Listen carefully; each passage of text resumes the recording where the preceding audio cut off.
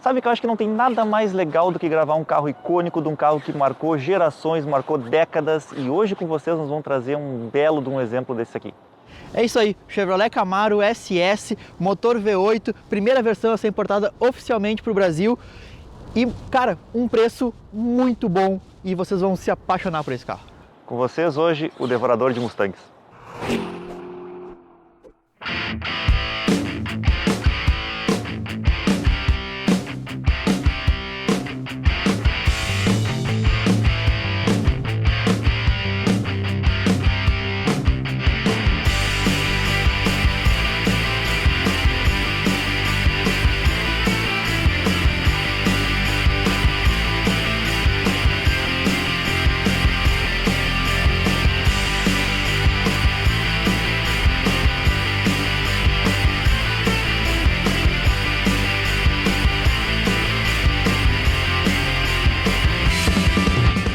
Mas, Gustavo, tu falou antes que esse carro aqui tinha um preço legal e tal, 2011. Qual é a recomendação que tu dá para os nossos inscritos aí quando forem comprar um carro desses usado?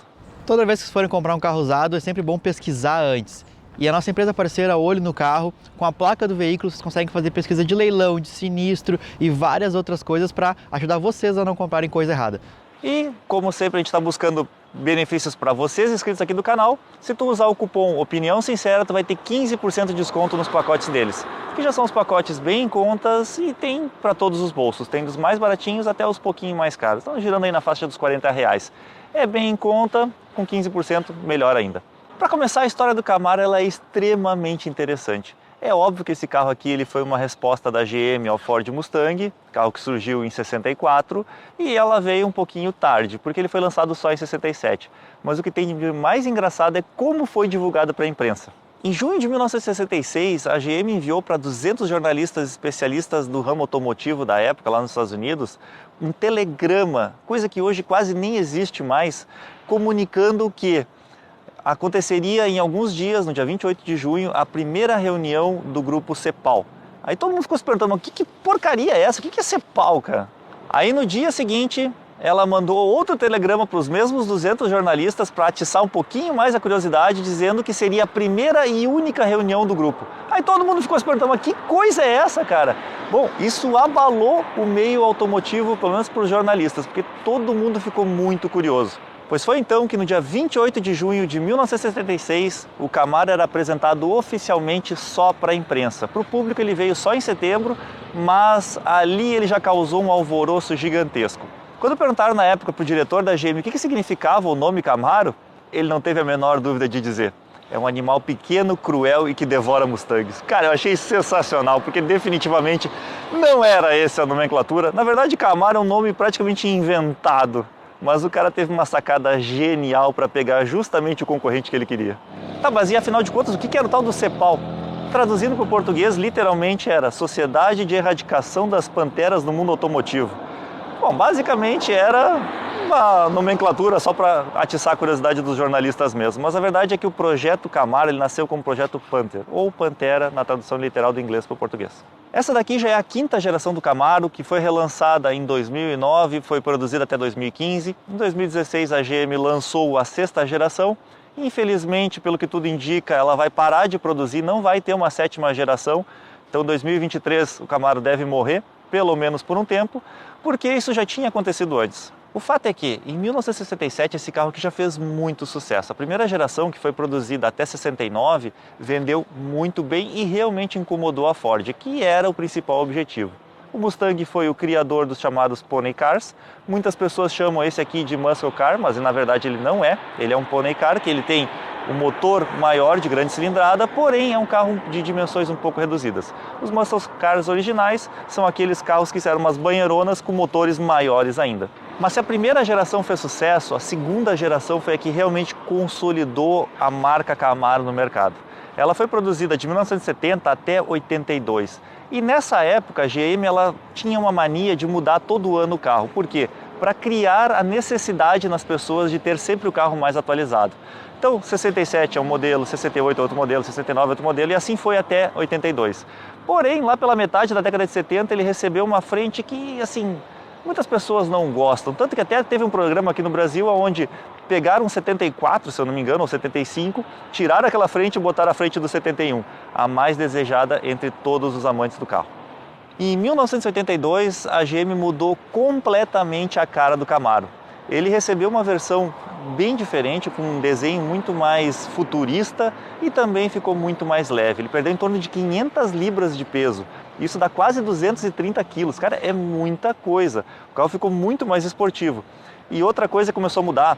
Na década de 70, teve a famosa crise do petróleo nos Estados Unidos, então o Camaro perdeu muita potência. Os primeiros motores tinham mais de 300 cavalos.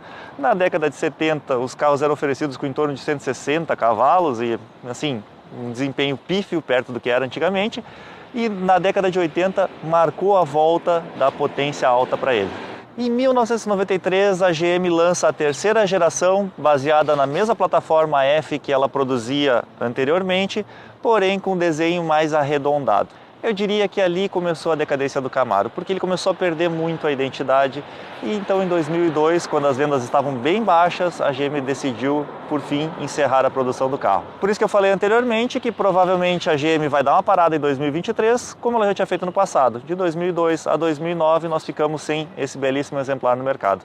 Mas como tudo que é bom sempre volta, nós torcemos para que no futuro a GM faça mais uma versão do Camaro e melhor ainda do que ela fez até hoje. Mas a história desta geração aqui é uma das mais interessantes, pelo menos para nós brasileiros, que a gente pôde acompanhar de perto. Na década de 60 e 70 a gente não tinha tanto acesso aos carros importados e esse daqui ele veio quase logo depois do seu lançamento. Tudo começou quando a Ford, que nunca parou de fabricar o Mustang, resolveu trazer a versão 2005 para o mercado. Era uma versão nostálgica que remetia aos primeiros Mustangs e foi muito bem aceita pelo público. A GM percebeu então a oportunidade que ela tinha nas mãos e ela trouxe esse carro aqui baseado no modelo de 69, o que, segundo o próprio Gustavo, é o modelo preferido dele. O fato é, esse carro aqui foi muito marcante porque ele ganhou vários prêmios de design. E a estratégia da GM na época também foi muito interessante, porque todo mundo vai lembrar. Quem é que não lembra do Bumblebee amarelo que apareceu nos Transformers, que primeiro era um Camaro mais antigo e depois ele se transforma justamente nesta versão? Pois bem, aquele filme foi lançado em junho de 2007 e ele só veio para o mercado em 2009. Então criou uma expectativa muito grande. Só para vocês terem uma ideia, aqui no Brasil, logo no lançamento no Salão do Automóvel, ele vendeu 450 unidades. Cara, eles não tinham nem esses carros para entregar. Foi um sucesso absurdo. E não foi só o design do carro que contribuiu para o sucesso de vendas. A expectativa de preço para ele aqui no Brasil era R$250 mil. Porém, ele veio com um preço extremamente convidativo de R$185 mil. É claro que quando começava a colocar alguns acessórios, esse preço subia estratosfericamente. Mas isso consolidou a marca aqui e principalmente virou até tema de música, né? Quem é que não lembra daquela música que, bom, enfim, gostos são discutíveis. Eu acho que está na cara porque esse carro aqui foi muito premiado em vários concursos de design. Primeiro que a frente ela é muito bonita, a lateral é muito bonita, as rodas de alumínio polido de aro 20 são muito bonitas, os freios enormes com pinças de 6 pistões na frente, 4 atrás, são muito legais, as janelas aqui, os vidros bem pequenininhos, são muito legais, o carro baixinho, cara, o design desse carro é realmente sensacional. Agora, o que se esconde ali na frente é algo que os brasileiros, e principalmente os americanos, adoram. Quem é saudosista assim como eu jamais vai esquecer dos 6 cilindros em linha que equipava o Opala. Pois bem, os primeiros Camaros também tinham uma versão americana daquele motor. Era realmente muito parecida. Na verdade ele tinha até um pouquinho menor, o 230, depois o 250, que é o motor que aqui no Brasil foi o que mais vendeu. O 230 acho que até vendeu também, era aquele famoso Opala 3800. Mas o Camaro ficou muito conhecido por utilizar motores V8. E aí teve também de várias cilindradas. A mais famosa dela, a 350, também teve várias versões. Depois, lá na década de 90, o motor que ele começou a utilizar foram versões do Corvette. Corvette, para quem não sabe, é o esportivo da GM mais famoso e que sempre teve os motores top de linha. A GM percebeu que o pony car dela também merecia algo assim. Ele usou o LT1, o LT4, e esse aqui, a versão SS que veio para o Brasil, usava o LS3. Um dos melhores motores que a GM já fabricou e que é considerado o AP americano. Por quê? Porque esse motor aqui é quase universal. É um motor que todo mundo coloca em qualquer coisa, até carrinho de supermercado. Eu sei que muitas pessoas vão dizer que isso aqui é um motor ultrapassado, porque ele tem só 2 válvulas por cilindro, porque ele é valetado, é comando no bloco, mas a verdade é que não é nada disso. Cara, os americanos desenvolveram muito bem esses motores, ele tem uma grande vantagem em relação aos outros. Esses motores com comando no bloco e valetado, que não são os comandos em cima, eles são muito mais estreitos. Então, por exemplo, os motores da BMW, da Mercedes, que tem os comandos em cima, que as pessoas consideram muito melhor, eles são motores muito mais largos, então eles ocupam mais espaço aqui no cofre. O fato de não ter os comandos em cima nesse aqui torna o motor muito mais compacto e também melhora a dinâmica do carro. E o que é melhor, esse daqui tem 406 cavalos, ou seja, não fica devendo em nada para um motor alemão. A GM também trouxe uma versão um pouquinho mais forte aqui para o Brasil, a famosa Z28, que usava um motor LS7 de 7 litros e 507 cavalos de potência. Mas os 56,7 kgf de torque desta versão aqui, vou mostrar para vocês que eles são bem interessantes e não deixam nada a desejar. E para quem não está satisfeito com os 507 cavalos da versão Z28, a GM ainda trouxe a ZL1, que tinha um compressor mecânico e chegava a 588 cavalos. A versão mais nova, então, passa dos 600 cavalos, chega a quase 650. E assim, é realmente um exagero. O problema é a questão ambiental, porque esses carros também poluem bastante, gastam bastante combustível, enfim, né? E como todo mundo está preocupado hoje em dia com o nosso meio ambiente, a GM, assim como a Ford, trouxeram os motores 4 cilindros turbinados que perdem um pouco do apelo do carro, porque perde aquele ronco, perde aquela imponência toda, mas não perdeu potência, porque são em torno de 300 cavalos nas duas versões. Embora o Felipe tenha falado que lá na frente o freio são de 6 pistões, eles são de 4 pistões, mas isso não tira o mérito de serem discos bem grandes. As rodas de aro 20 são de alumínio polido e é bem difícil de encontrar um Camaro com as rodas assim originais ainda. Como elas estragam muito fácil, elas riscam, elas arranham, é muito difícil de conseguir o verniz para passar nelas. Então o pessoal termina pintando, normalmente preto é o mais comum. Elas são de aro 20, bem grandes, com pneu 275, bem largos também para colocar toda essa potência e esse torque no chão. Como todo carro tem esse design retrô, com essas sinaleiras, tudo, tem algo muito legal, mais retrô ainda, que são as sinaleiras de ré, que são no para-choque, assim como os Camaros antigos. Mas mesmo assim, ele ainda tem coisas modernas, como, por exemplo, os sensores de estacionamento. E a chave dele ainda é do tipo canivete, mas dá para ligar o carro através dela e escutar o som desse V8 maravilhoso. Bom, esse é um carro que é um Coupé 2+2 e ele não é feito para ser um carro grande, com espaço generoso nem nada. Porém, o porta-malas, vocês vão ver que ele é grande, mas tem um pequeno problema. A boca de entrada do porta-mala é pequena, então fica ruim de colocar as peças aqui, embora ele tenha 385 litros de capacidade. Bem bom para um Coupé. E como a legislação americana exige, todos os carros têm essa cordinha aqui para puxar se a pessoa ficar presa ou for sequestrada e for largada dentro do porta-mala. Embora seja meio difícil de entrar aqui, né, no caso. E embora ele tenha local para colocar o step, ele não vem com o step, ele vem somente com uma bomba elétrica para encher o pneu. Bom, mas eu acho que vocês estão loucos para ver como é que é o interior desse carro, então vem comigo.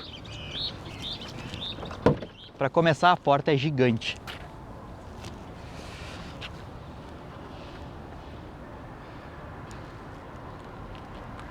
E assim como o design lá fora, aqui dentro tudo remete ao estilo retrô.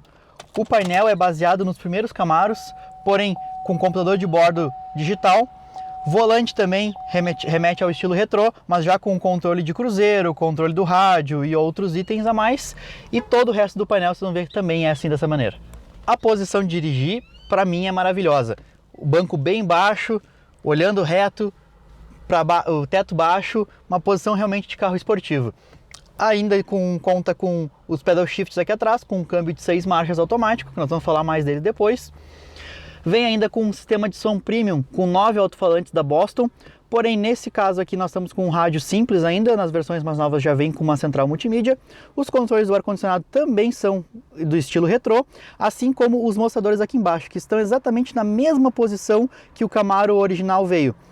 No caso aqui a gente tem o pressão de óleo, temperatura do óleo, tensão da bateria e temperatura do óleo do câmbio. Acho que vocês estão vendo aqui que o freio de mão é um pouco exagerado, o tamanho dele, né? Olha só, não sei por que fizeram isso, mas deixa pra lá. Mas como nem tudo são flores no carro, eu tenho que citar o acabamento interno, que realmente deixou muito a desejar para um carro desse padrão. Toda a porta ela é de plástico, e um plástico realmente muito simples, Aqui, ó, olha faz um barulhão aqui assim também. O carro tá todo com plástico duro. Realmente, para um carro desse porte, não era o que eu esperava. Embora o acabamento não seja tão bom, ele tem itens de carro premium como ele realmente é. Banco elétrico, totalmente elétrico e dos dois lados, tanto motorista quanto passageiro. Um banco, obviamente, que é um banco do estilo concha, que te agarra, te segura, e de couro, com a marca SS, inclusive, aqui em cima. Ele vem equipado com um heads-up display, ou seja, aqui em cima fica colocando no vidro todas as informações de velocidade, rotação e outros, para te não precisar tirar os olhos da estrada, né? Não precisa baixar o olho, então fica sempre olhando pro vidro e tá lá no para-brisa todas essas informações. Vidro elétrico nas duas portas. Não tem nas 4? É, não tem 4 portas, né? Os retrovisores elétricos. Também tem o sistema de ajuste do volante, tanto como de altura quanto de profundidade. Tem o faróis com acendimento automático, airbag, são 4 airbags, freio ABS, controle de tração, tudo aquilo que realmente era de se esperar. Tá, e aproveitando que tu tá falando dos airbags, né, tem que lembrar que esse é um carro americano, então ele é muito mais seguro do que qualquer outro carro vendido aqui no Brasil, fabricado para o Brasil. Com certeza, isso não há dúvidas disso. Tá, mas eu quero saber mesmo, Gustavo, como é que é o espaço interno lá atrás. Cara, eu vou filmar tu entrando, porque isso vai ser legal de ver. Mas já que o Gustavo gostou de me corrigir antes, eu também vou corrigir ele. Gustavo, sabe contar, cara? São 6 airbags. É os 2 lá na frente, obrigatórios por lei, esses aqui na lateral dos bancos e aqui na coluna também, o que aumenta ainda mais a nossa segurança. Mas quero ver uma coisa muito engraçada, é como é que o banco abre. Ele não tem nenhum tipo de puxador aqui, o puxador dele está aqui atrás, ó. Atrás do encosto de cabeça. E aí, meu velho, com o banco regulado para mim, que tem 1,81 m, é realmente uma função entrar aqui. Jesus do céu, o que é isso, cara? Meu pé 45 nem entra aqui embaixo. Como é que tá aí, Felipe? Tu tá de sacanagem comigo, né, cara? Pelo amor de Deus, isso aqui é muito pequeno. Mas até que se ele for levar umas crianças, de repente até vai. Para mim, velho, sou muito claustrofóbico. Deixa eu sair, por favor.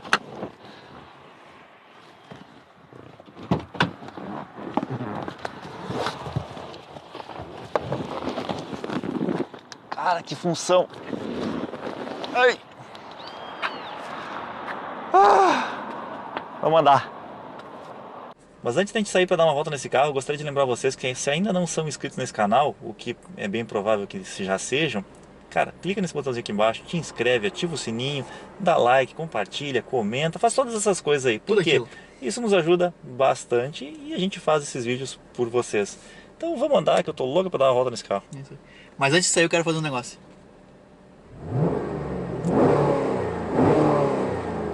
O carro vira aqui, ó.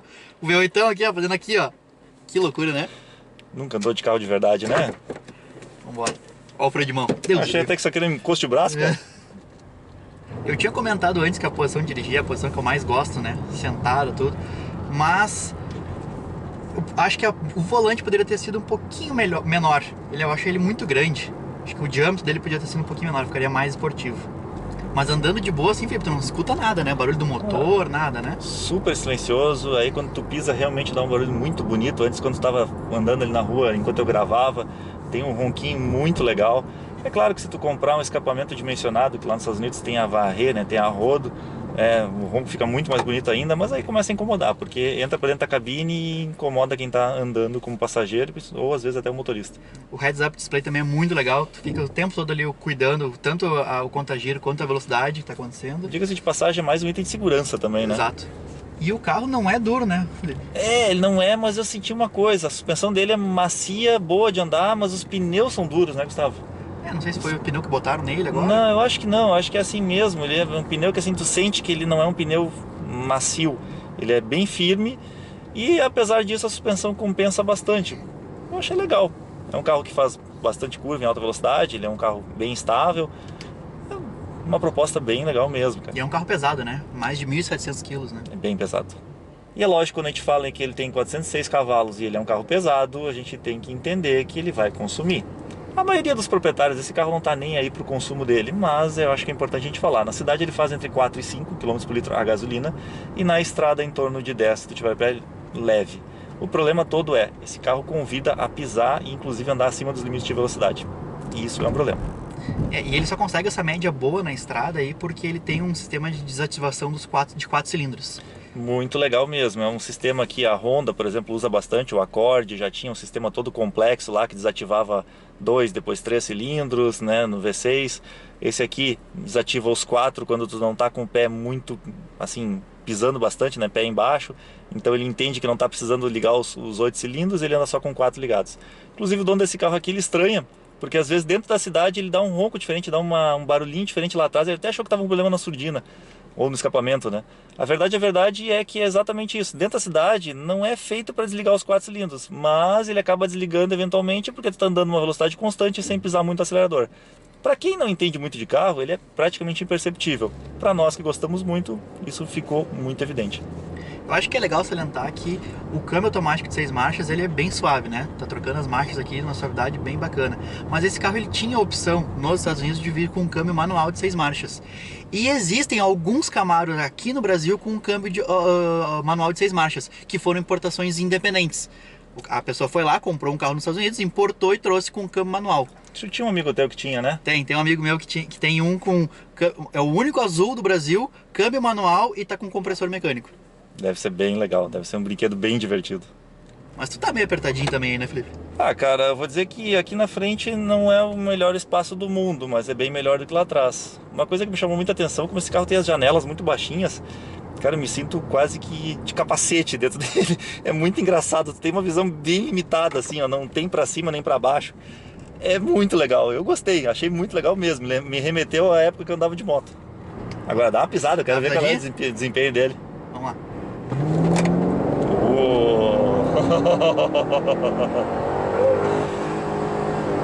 Nada como polegadas cúbicas, né, seu Gustavo? Ah. Agora acabei de descobrir que o câmbio não troca a marcha quando tá no manual, se eu não trocar. Tu viu que ele deu no corte de segunda? Eu achei que ele ia trocar, né? Normalmente eles trocam, né? Essas coisas estão cada vez mais raras, né? Mais raras. Isso é bem de raiz mesmo, né? Não, o negócio é o seguinte, ó. O torque é tão bom que tu tá aqui de meio pé, tu só acelera um pouquinho, já escuta o barulho do motor e o carro já anda. Outra coisa, tentei botar a quinta marcha aqui devagar, ele não deixou, apareceu no painel assim, mudança negada. É contra burros, né? É contra burros. Tá, Felipe, quer dar uma volta? Óbvio que eu quero, né, cara? Por favor. Cara, uma coisa que eu realmente não consigo entender é por que a GM colocou esse freio de mão tão longe. É muito estranha a posição dele. Agora, de resto, é muito legal.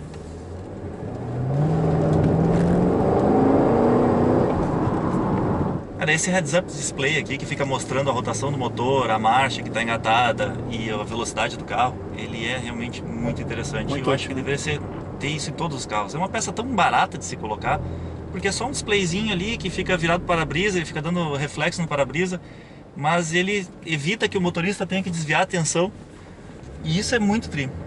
Agora o Gustavo falou no início que esse carro aqui era bem interessante se comprar. Esse aqui é 2011, ele está com quase 149 mil quilômetros, bem rodado e tá zero. Cara, isso mostra a qualidade dos materiais que foram utilizados. Apesar do painel ser de um plástico bem simples... só não aqui o painel. Não, mas eu até vou te dizer mais, Gustavo. Apesar de ele ser de um plástico bem simples... Não tá fazendo barulho, não tá fazendo barulho nenhum. Então tu percebe que os encaixes são bons, que por dentro ele deve ser todo parafusado, ele não deve ser só aquele encaixe vagabundo que depois de um tempo começa a se soltar e fazer aquele monte de barulho. Isso é ótimo de saber. Claro que quando tu compra um carro que na época custava 185 mil, hoje está 330 mil, tu espera que realmente ele seja de qualidade, né? Agora, a parte boa de toda essa história é que esse daqui, a tabela FIPE, como ele é 2011, está em torno de 116 mil reais. Mas tu encontra aí 105, mais ou menos, nessas condições que está esse aqui. É um carro muito legal. Ele é bom de andar, ele chama muita atenção na rua. Demais, é absurdo, as pessoas quase quebram o pescoço olhando para ele. Ainda faz muito sucesso. E com certeza é um carro que vai ser nostálgico daqui a uns anos. Com certeza ele vai ter muito valor daqui para frente. Pode desvalorizar um pouquinho? Até pode, mas a maior desvalorização dele com certeza já passou. Não, e essa quilometragem alta mostra muito a robustez do motor também, né? Que é que tu falou, né? Um AP americano, né? Usa em tudo isso aí pra ver a robustez desse motor, né? Tá perfeito. Os LS, né? Perfeito. O carro tá perfeito de andar. Se tu fazer aquela coisa que a gente sempre comenta, né? Se baixar a quilometragem pra uns 80 mil, passa tranquilo. Passa tranquilo. Com certeza. Agora a frente é muito comprida, né? Cara, tem uma baita de uma frente, né? A frente, os paralamas, é muito estranho. Tu olha aqui pelos espelhos, tu enxerga um paralama saltado atrás. Cara, é muito triste esse carro, cara. Eu ia comentar uma outra coisa do câmbio antes também, não só desse câmbio 6 marchas do manual. A versão nova, o novo modelo, já vem com um câmbio de 10 marchas, que é o mesmo câmbio utilizado no Mustang. Embora a Chevrolet e a Ford briguem, né, para vendas entre Mustang e Camaro, são concorrentes diretos, eles se uniram junto com uma outra fabricante de câmbio e desenvolveram uma transmissão para os dois carros. Então, tanto o Camaro quanto o Mustang utilizam o mesmo câmbio de 10 marchas. É importante até explicar por que isso acontece. É que assim, essas peças, esses componentes de câmbio, motor, eles são muito caros. Então é difícil para um fabricante desenvolver um motor e um câmbio que vai demandar muito dinheiro para um carro que quase não vai vender. O Camaro vendia muito bem, chegou a vender mais de 80 mil unidades lá nos Estados Unidos dessa versão aqui. Agora, hoje em dia, está vendendo pouco de novo, está em torno de 50 mil. Só para você terem uma ideia, a primeira vez que ele saiu de linha, ele estava vendendo em torno de 40. Ou seja, para o fabricante é muito pouco. Às vezes não dilui o custo de desenvolvimento do componente novo. Então eles trocam muitas vezes com o seu concorrente esse tipo de tecnologia e diluem seus custos como um todo, né? E para mim essa versão ficou muito icônica, assim como as outras duas. A primeira geração, né, 67, 68, 69. Para mim a 69 principalmente é a mais bonita, o Z28. Inclusive tem aquele carro icônico que apareceu no Velozes e Furiosos 2, que é o Camaro Yenko. Cara, a mais icônica é 71. Não, pra mim não é. Pra mim é a 69 e ainda com escrito Yenko ainda. Que não é nem da Chevrolet. Tu não gosta de coisa antiga. É, tá. Agora tu não entende. Agora ele tem que dizer o que eu tenho que gostar agora. E depois eu gosto muito da geração dos anos 80, que é o IROC Z, né? Que é aquele meio futurista. Cara, aquilo lá é sensacional. Acho demais aquele carro. E depois essa aqui. Eu acho que são as três assim que eu gosto mais. Essa aqui, o Bumblebee, não tem como negar, é muito icônica. A versão nova, com câmbio de 10 marchas, motor com compressor, tudo, é demais. Ele virou um tempo absurdo lá em Nürburgring. Demais, assim, porque normalmente esses carros, tanto o Pony Car quanto o Muscle Car, eles não são carros de curva, né? Não são carros para fazer curva, eles são carros de acelerar e andar reta, né? É porque a suspensão traseira é eixo rígido, é aquele diferencial antigão e tal, que não é feito para fazer muita curva mesmo, mas a GM deu uma afinada nesse último que ficou espetacular. Não, levaram o carro para Nürburgring e fizeram um temporal com o carro. E aí, Felipe, teria um desses? Cara, eu volto a dizer, eu tenho um filho, é um pouquinho complicado para quem tem filho, porque é um carro que não prioriza o espaço. Mas esse carro não é o carro pro cara Mas aí que tá, aí que tá. É muito legal e eu com certeza teria um desse. Com certeza, sem dúvida nenhuma. Eu sou um pouquinho mais fã do Mustang, só que o Mustang, como ele veio como importação oficial só agora, há pouco tempo, então ele é muito mais caro. Né? Se quer comprar um Mustang, ele tem um acabamento melhor interno, ele tem praticamente a mesma potência, ele oferece as mesmas qualidades, mas ele está em torno de 300 mil reais. Esse daqui tu encontra perto de 100. Dá para comprar 13 esse aqui com preço Mustang. Usado, e, né? Na boa, o benefício vai ser praticamente o mesmo. Então, embora dê para comprar uns Mustang usado que vieram por importação independente também, né? É tudo sempre meio complicado quando fala de importação independente, né? Mas dá, realmente dá. Mas enfim, eu gostei muito do carro e, sinceramente, dá pra estacionar lá na garagem? Eu achei demais o carro, achei muito legal. Pra brincar assim é demais, dar uma volta e tal, nossa. O problema é esse, né? 100 mil pra brincar não é qualquer um que tem, né? Não tem, exatamente, né? Eu não tenho nem pra andar no dia a dia, imagina pra brincar.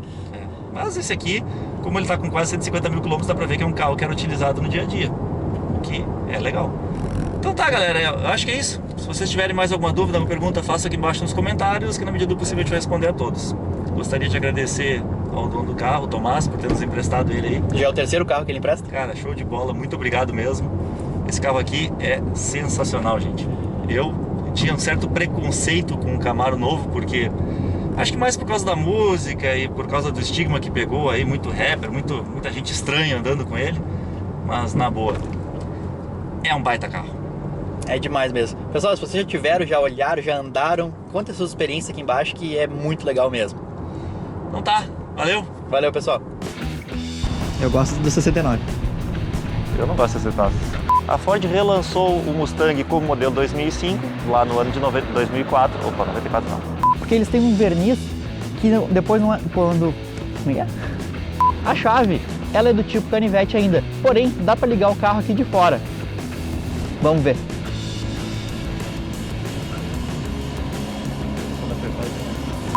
E a chave ainda é do tipo canivete, mas dá para ligar o carro aqui da rua.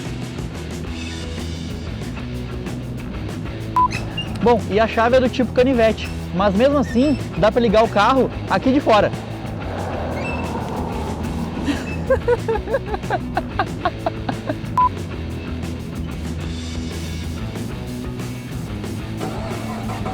E fechar e depois ligar. E como a legislação americana existe... Existe. Ela existe, realmente. A brasileira também, mas não funciona muito. Exato. Se tu não comentar isso, eu vou comentar. O que é essa pingola levantada aí? Isso aqui. Mas isso tá meio apertadinho também, né, Felipe? Não, tá fudendo o nariz, cara. Tu não vai falar isso agora, né? Comentário imbecil esse teu. Já escuta o barulho do motor, o carro já anda. Rotina. Tipo assim. Eu entendi o que tu queria falar, mas ficou meio. Olha ali. Olha o Porsche, vamos atrás. Timo. Bah, sério que tu aguentou até aqui? Então, tia, não te esquece de te inscrever no nosso canal. Também pode dar uma olhada no Contabilidade TV, que é um canal parceiro nosso, que coloca vídeos todos os dias. E também não esquece de entrar na nossa página no Facebook e no Instagram, porque lá a gente vai antecipar tudo que a gente está inventando por aí.